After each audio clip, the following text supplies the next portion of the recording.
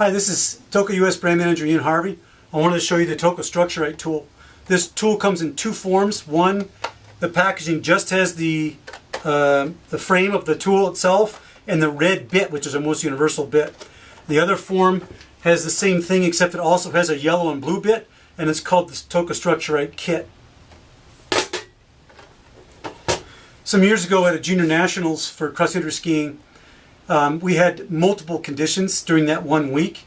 Cold, dry snow, new falling snow, wet, slush, etc. And there was one team, a lot of the teams have a lot of coaches there, and for that reason they have a lot of resources, and they can do a lot of testing and focus on service, which is really important, of course. And this one team, they tested 28 different structures every single day during the junior nationals, training days and racing days. And our Toko Structurite was actually between second and fourth out of the 28 structures every single day, which is really impressive. The worst it was fourth the entire time.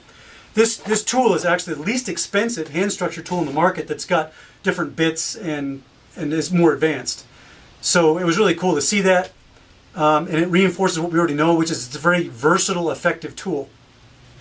The Toko Structurite comes with 3 different bits. There's a blue, a red, and a yellow bit.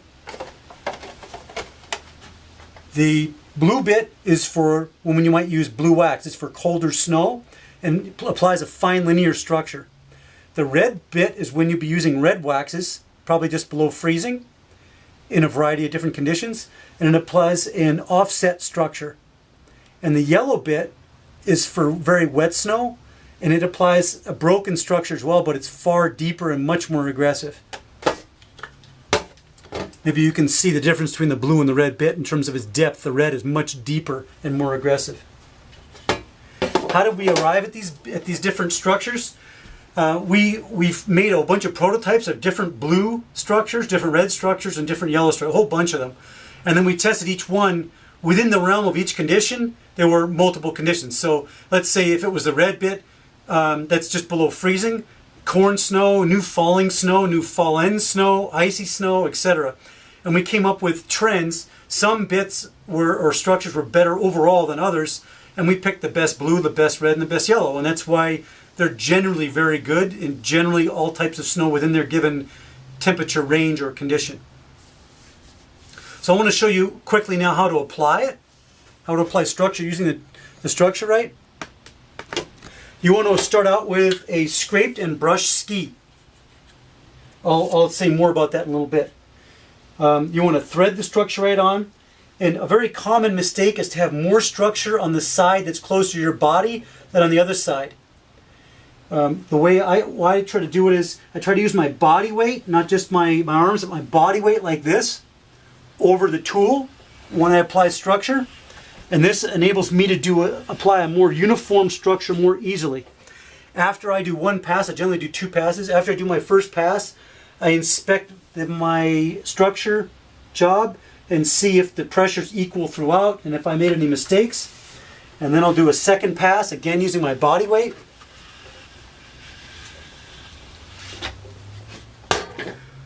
When that's done, I will brush it out, but the question is when I'm applying it. So let me talk a little bit about when to apply structure. As a general rule, I apply structure after the last time I've used my iron.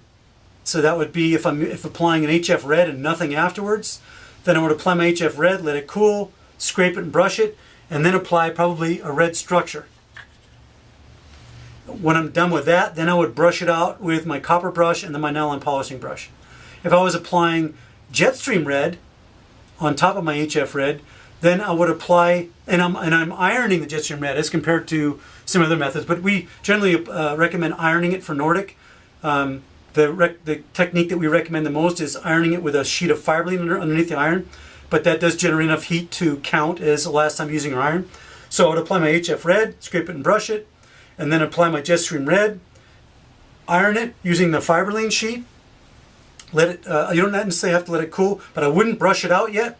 In that case, I would then take the Structurite tool, apply my structure, probably 2 passes, and then I would that's through the Jetstream that I'd apply to my ski, and then I would take a block, if I had one, and rub it through that structure a little bit, brush it into the structure, polish it through the structure, and then brush it out with an Allen polishing brush, and then polish it again. And that would give you a finished product where you have a sharp, crisp structure with the jet stream worked into it as well. Why do I apply it as a general rule after I used my iron last time? It generates a more sharper, slightly deeper structure, which is in general what you want when you apply a structure. There are, however, certain conditions within the realm of each structure range. Like within the realm of blue, you've got old snow that's quite skied in and fast. You've got quite transformed snow, which is really fast. And then you've got, for example, cold, slow snow that's very sensitive to structure. In that case, I wouldn't add any structure at all, or if I did, I would put it on before applying my last iron application. So let's say I'm using HF blue that day. I would apply my structure after my base layer, which would probably be LF blue. I would scrape and brush the LF blue, apply my structure, which would be my blue Structurite, and then after that, I would apply my HF blue, scrape it and brush it. And what that does is it minimizes the structure a little bit, makes it less sharp, a little bit less deep, and better for those colder conditions where you still need some structure. The Toko Structurite in general is a very effective tool.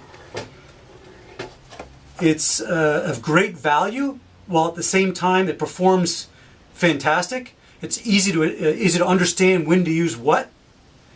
And our focus was on having skis that were always in there, and not necessarily hitting the home run, but always in there.